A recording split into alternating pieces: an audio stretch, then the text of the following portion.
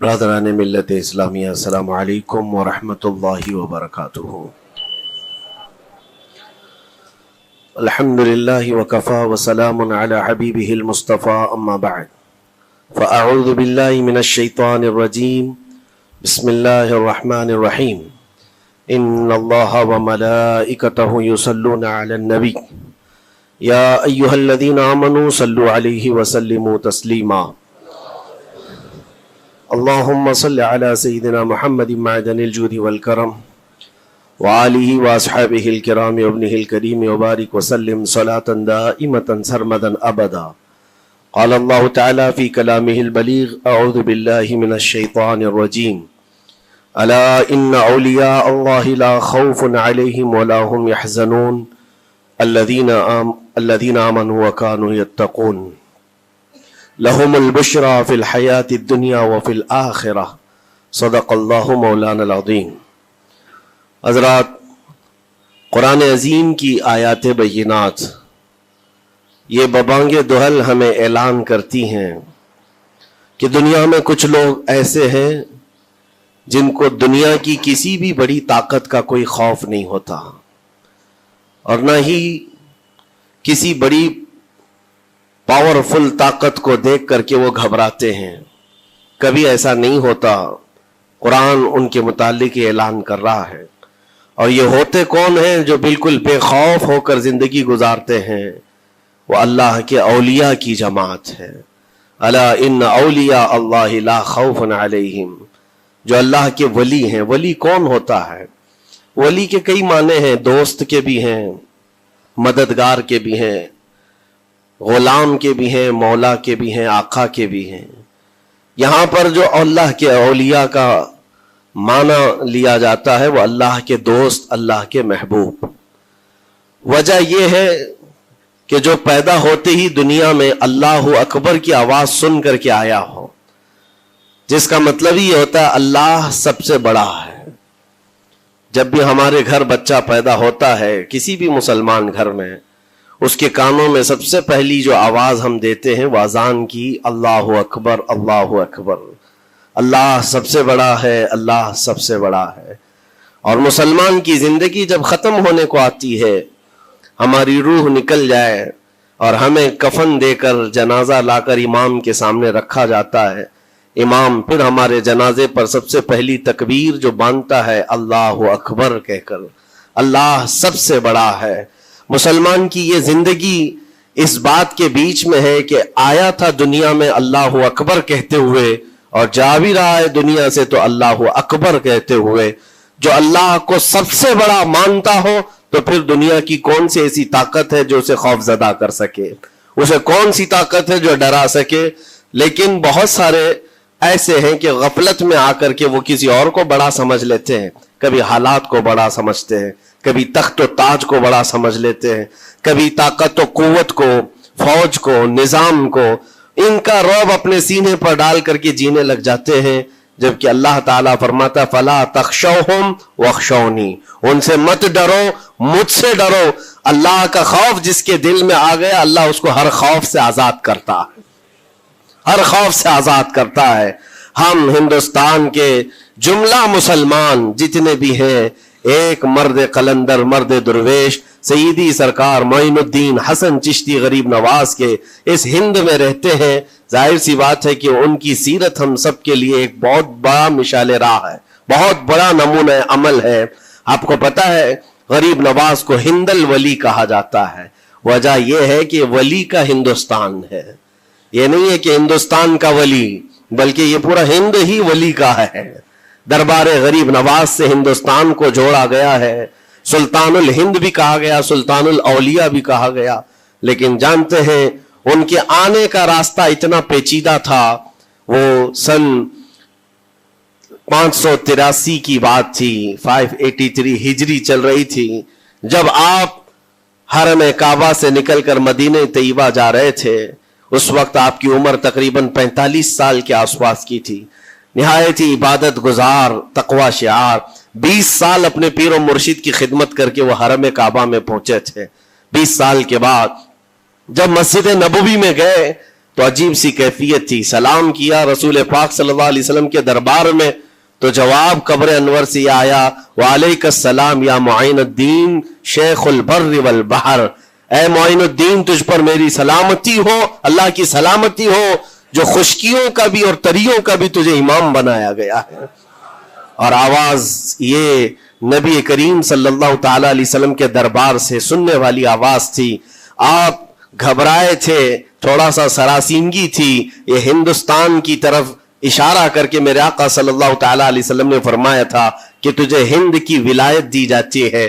اس وقت تک سرکار غریب نواز کو نہ ہندوستان آنا کبھی ہوا تھا, نہ ہندوستان کے علاقوں کو آپ نے کبھی دیکھا تھا, کیونکہ سجستان جو یہاں سے کافی دور ہے, افغان کے قریب ایک علاقہ سنجر جہاں پر آپ کی ولادت ہوئی, وہاں سے نکل کر کے آپ نیشاپور میں آباد رہے. اس کے بعد 40 سال کے بعد حرم کعبہ اور حرم مدینہ میں رہے. لیکن اچانک یہ بات کہ تمہیں ہند کی ولایت دی جاتی ہے ایک تعجب والی بات ہے. نئی جگہ پر بھیجا جا رہا ہے. آپ دوبارہ شام میں نبی پاک صلی اللہ علیہ وسلم کے دربار میں حاضر ہوئے اور سلام پیش کرنے کے بعد, کیونکہ یہ خوشی کی بات تو سب کے لیے تھی کہ ہندوستان کو اللہ تعالیٰ ایک عظیم ولی بھیج رہا ہے, لیکن جس کو بھیجا جا رہا ہے وہ بے قرار تھا, بے چین تھا, کیونکہ نہ راستے پتہ ہے نہ ملک کے حالات معلوم ہے. بارگاہ مصطفیٰ صلی اللہ علیہ وسلم میں دوبارہ جب حاضری ہوئی, عرض کیا آقا آپ کا حکم, اس کی تعمیل کے لیے بندہ حاضر ہے, لیکن نہ یہ فقیر ہندوستان کے راستے دیکھا ہے نہ وہاں کے حالات معلوم ہے. حضور پاک صلی اللہ تعالی علیہ وسلم کے دربار میں یہ اپنی بپتا سنا رہے تھے, داستان غم سنا رہے تھے. غنودگی طاری آ گئی, یعنی نیند سی کیفیت آ گئی, اور بارگاہ رسول صلی اللہ علیہ وسلم میں ایک دیوار پر ٹیک لگا کر جیسی ہی آپ کی آنکھیں بند ہوئی, رسول کریم صلی اللہ علیہ وسلم تشریف لائے اور اشارہ فرما کر پورے ہندوستان کے نقشے آپ کے سامنے کھول کر رکھ دیے, اور پھر غریب نواز کو یہ بتایا بھی کس جگہ سے تمہیں سفر کرنا ہے, کیسے تمہیں جانا ہے اور کہاں تمہارا مسکن ہوگا. سرکار غریب نواز فرماتے ہیں اس ایک خواب میں میں نے رسول کریم صلی اللہ تعالی علیہ وسلم کے ہاتھ میں اجمیر کے پہاڑ بھی دیکھ لیے, وہاں کے قلعے بھی دیکھ لیے تھے جو موجود تھے. اور اس کے بعد پھر کس بات کا خوف ہے, کس بات کا ڈر ہے, جنہوں نے راستے بتائے ہیں وہ ہادی رسول, وہ ہادی عالم ہے. نبی پاک صلی اللہ علیہ وسلم آئے ہیں پوری کائنات کو راستہ دکھانے کے لیے, اور جنہوں نے غریب نواز کو ہند کا راستہ بتایا ہو, پھر ڈر کس بات کا. جب آپ بیدار ہوتے ہیں تو اپنے ساتھ 40 قطب اس اولیاء کرام کی جماعت لے کر مدینہ طیبہ سے سفر کے لیے نکلے تھے. میرے عزیزو, اب بات یہاں آتی ہے, اسی لیے مدینہ طیبہ سے یہ پورا پلان ہوا ہے, مدینہ طیبہ سے بھیجا گیا ہے, مدینہ طیبہ سے پلیسمنٹ ہوا ہے. اسی وجہ سے آج تک تاریخ غریب نواز کو عطائے رسول کہتی ہے. عطائے رسول ہے, رسول اللہ کی عطا ہے, ہندوستان والوں کے لیے خاص عطا ہے میرے آقا صلی اللہ علیہ وسلم کی. جب وہ سفر کے لیے نکلے, سن 83 سے چلے تھے, تو یہاں ہندوستان پہنچتے پہنچتے آپ کو 87 یعنی 4 سال کا عرصہ لگ گیا تھا. 4 سال کے عرصے کے بعد آپ پہنچے.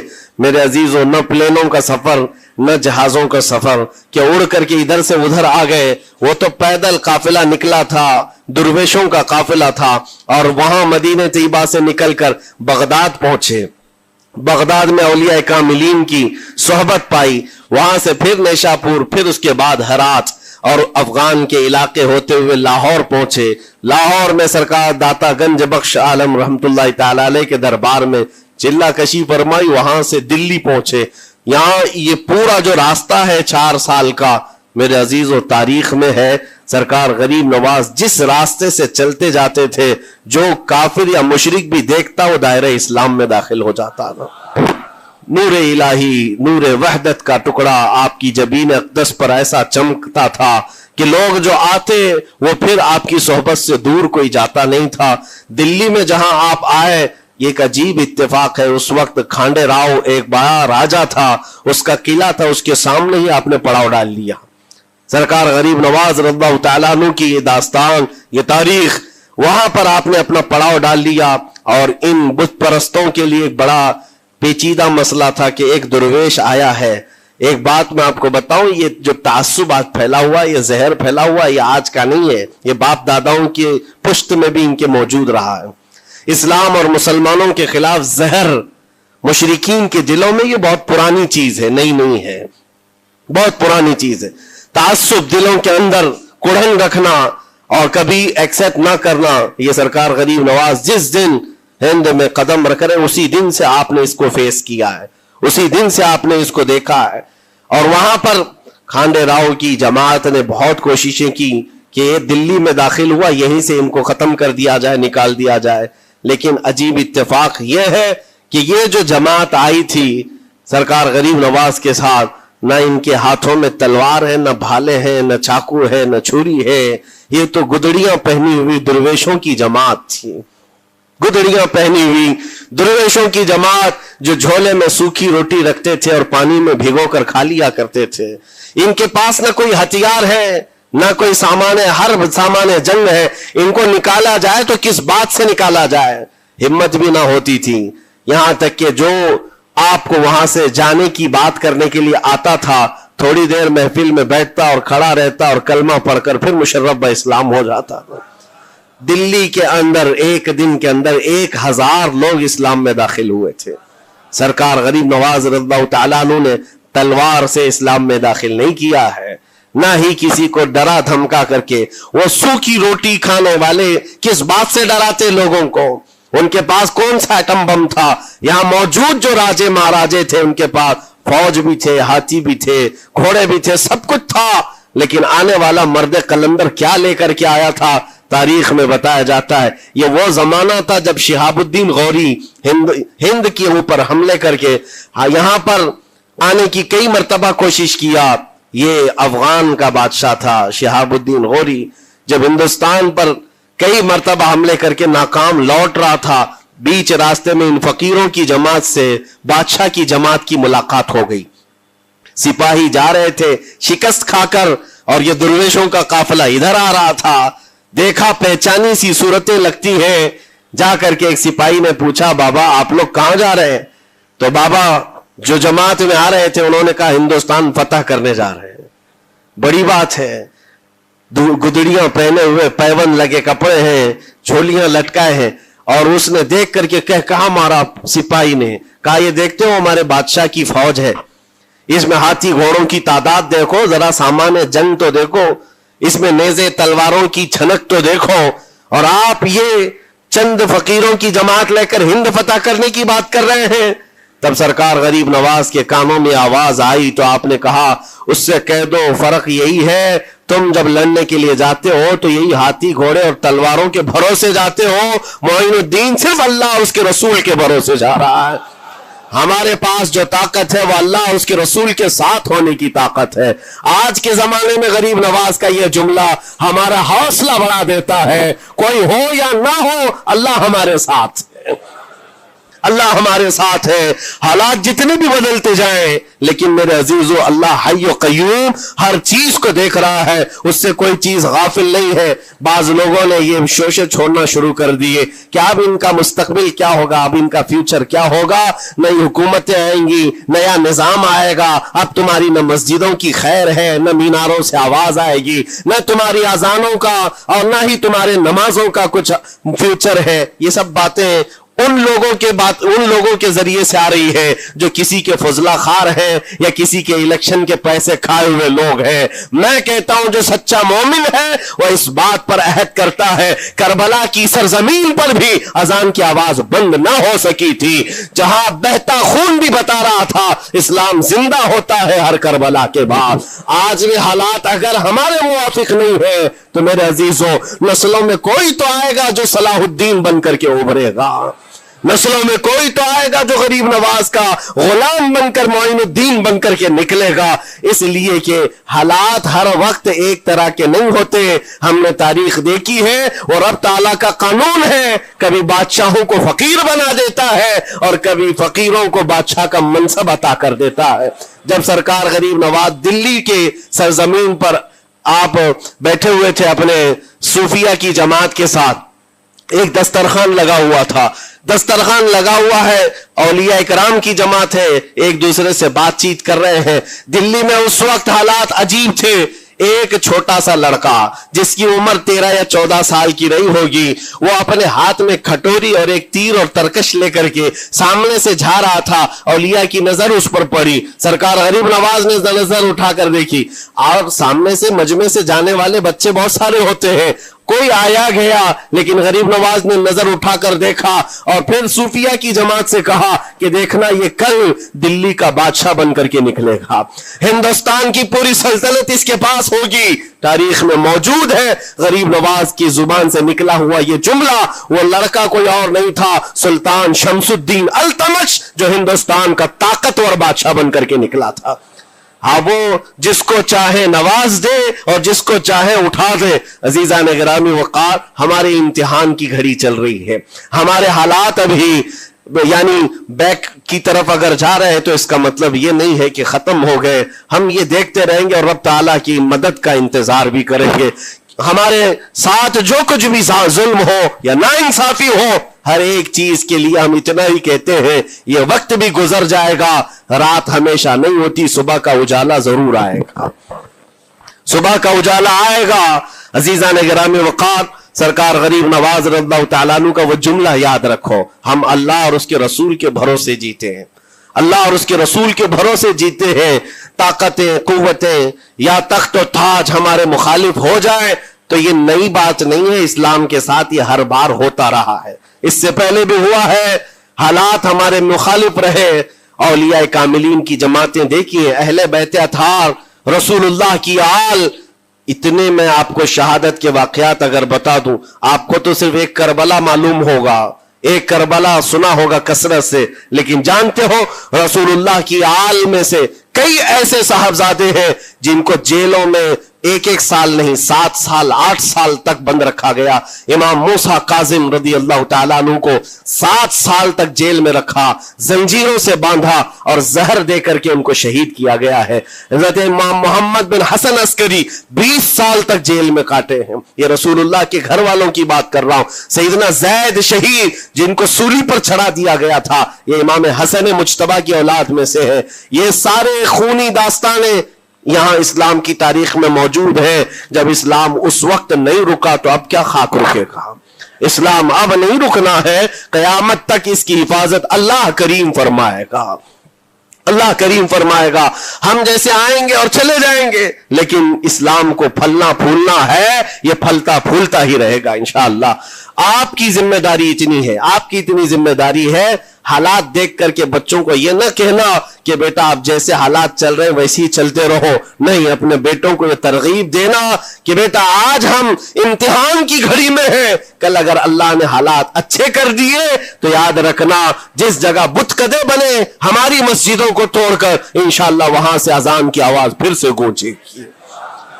अजान की आवाज है, ये बच्चों को नसीहत होनी चाहिए। हमारी तारीख मिटाने से मिटती नहीं है, एक दौर आएगा फिर जब अल्लाह करीम चाहे तो ये तारीख खुल करके लोगों के सामने आए। हम किसी पर जुल्म करने की इजाजत हरगिज नहीं देते, और साथ ही इस्लाम ये भी कहता है जुल्म हो जाए तो सहने की इजाजत भी नहीं है। आपको हक बात बोल कर जाना है, हक बात पहुंचा करके जाना है। बोलने में क्या है, हमारी जुबान काटी जाएगी, हमारी गर्दन मारी जाएगी, लेकिन हक बात की हिफाजत नस्लों तक मुंतकिल करना अल्लाह करीम की तरफ से एक बहुत बड़ा इनाम है, इसका बहुत बड़ा इनाम है। ये तो हम कर ही सकते हैं, हमारी नस्लों को ये बात बताएंगे इंशाअल्लाह अज़ीज़। ये गरीब नवाज का हिंदुस्तान कल भी था, आज भी और हमेशा रहेगा इंशाअल्लाह। सरकार गरीब नवाज का फैलाया हुआ ये चिराग कभी फूंक के फूंकों से बुझाया तो नहीं बुझाया जा सकता। आप दिल्ली की सरजमीन से जब अजमेर मोहल्ला पहुंचे थे, ये तकरीबन 7 महीने का सफर था गालिबन। इस सफर के दौरान कई हजार लोग इस्लाम में दाखिल हुए थे, और आपको उसके बाद की तारीखी हालात मालूम है। जादूगरों ने मुकाबला किया, राजाओं महाराजाओं ने, बादशाहों ने मुकाबला किया, और फौज ने मुकाबला किया, न जाने कितने लोग। एक बार तो ऐसा हुआ कि अन्ना सागर की उस पहाड़ी पर आप जिक्र में मशगूल थे, राजे ने कई मर्तबा ये सोचा कि इनको मार करके या किसी तरह से भगाएं, लेकिन जब नहीं हुआ तो राजा से किसी ने कहा یہ منتر والا کوئی فقیر ہے، اس کا توڑ منتر والے سے ہی ہوگا. تو اس وقت جو بہت بڑا ان کا ایک منتر جاپ کرنے والا پجاری تھا، اس وقت اس تاریخ میں اس کا نام رام دیو بتایا گیا ہے، یہ والا نہیں ہے، اس زمانے کا تھا. اور اس کو راجا نے جا کر کہا، وہ کبھی کسی سے مقابلے کے لیے آیا نہیں تھا، اس نے حامی بھر لی کہ ہاں ٹھیک ہے، میں جاؤں گا، دیکھتا ہوں کون فقیر آیا ہے ہماری اس دھرتی پر، اور میں جاپ کروں گا، اگر جادو ہے تو جادو سے میں کاٹ دوں گا.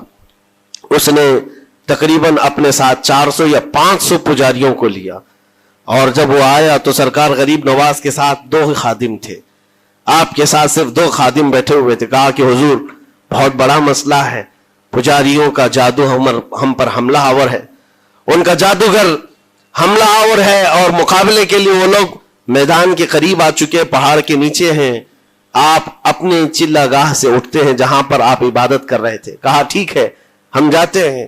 اور اس کے بعد سرکار غریب نواز نے کہلا بھیجا اپنے خادم سے، کہو کہ وہ اپنا منتر پڑھیں، ہم اپنا منتر پڑھیں. وہ اپنا منتر پڑھیں جو بھی ان کے جادو کا ہے. اب جب وہ پنڈت نے، پجاری نے دیکھے بغیر اپنے سارے پجاریوں سے کہا کہ جیسے ہی وہ درویش آئے گا، وہ فقیر آئے گا، ہمارا یہ منتر ہے، یہ پڑھنا، وہ آگ میں بھسم ہو جائے گا، دنیا دیکھے گی. سبوں نے کہا ٹھیک ہے، لیکن ابھی کسی نے دیکھا نہیں تھا. لیکن جیسے ہی وہ اپنی جھوپڑی سے یہ مرد قلندر جلوہ رسول لے کر کے نکلا تھا، جمال رسول لے کر نکلا تھا، بیٹا ہے کس کا؟ حسن و حسین کا بیٹا ہے، فاطمہ زہرا کا بیٹا ہے. جیسے ہی باہر آئے، وہ منتر جو سکھایا گیا تھا سب کے قریب قریب آئے. 400 لوگوں نے وہ غریب نواز کی پیشانی کو دیکھ کر منتر پڑھنا شروع کیا. اور منتر کیا تھا؟ ان کی زبان سے لا الہ الا اللہ، لا الہ الا اللہ، لا الہ الا اللہ. لوگوں نے کہا یہ ادھر کیسے آ گیا کلمہ؟ اور جا کر اس رام دیو سے کہا گیا، اس نے کہا کہ یہ 400 کے 400 لوگ تو کوئی اور ہی کلمہ پڑھ رہے ہیں، کوئی اور ہی کلمہ پڑھ رہے ہیں. وہ اتر کر کے آیا ہاتھی کے کجاوے سے نیچے، اور سرکار غریب نواز کو دیکھا تو اس نے کہا یہ جھوٹ نہیں کہہ رہے، میں بھی وہی پڑھتا ہوں جو یہ پڑھ رہے ہیں. آپ کو تاریخ میں پتا ہو کہ اس کا نام سرکار غریب نواز نے شادی دیو رکھا اور اپنے مریدین میں شامل فرمایا، اور زندگی بھر سرکار غریب نواز کے خلفاء میں اور آپ کے خادموں میں شامل رہا. یہ تلوار سے اور چاقو بھالے نیزے سے نہیں کیا گیا تھا، وہ نور مصطفیٰ کی جلوہ گری تھی. جہاں نظر اٹھایا وہاں کے دلوں کی کالک کو دور کر کے ان کے دلوں کو بھی روشن فرما دیا تھا. آج ہم بھی یہی تمنا کرتے ہیں، اجمیر اسی لیے جاتے ہیں کہ ایک نظر ہم غریبوں پر پڑ جائے اور دل کا کالک اور دل کی کالک نکل جائے اور پھر دل چمکنے لگ جائے. کیونکہ اللہ کے ولیوں کی نظر جہاں پڑتی ہے وہ جگہ بھی روشن اور تابناک ہو جایا کرتی ہے. مولا کریم سرکار غریب نواز کی نسبتیں زندگی بھر ہمارے ساتھ قائم و دائم رکھے، اور پھر اپنی نسلوں کو بھی اللہ تعالیٰ ان کی غلامی میں شامل رکھے. اجمیر ہم جا نہ سکے لیکن یہاں سے ہم یہ التجا کریں گے غریب نواز کے دربار میں، خواجہ ہند وہ دربار ہے آلہ تیرا، کبھی محروم نہیں مانگنے والا تیرا. تیرے در کی یہ کرامت دیکھی ہے بارہا، تیرے در کی بارہا یہ کرامت دیکھی ہے. غریب آئے اور ہو گئے غریب نواز. وآخر دعوانا ان الحمدللہ رب العالمین. السلام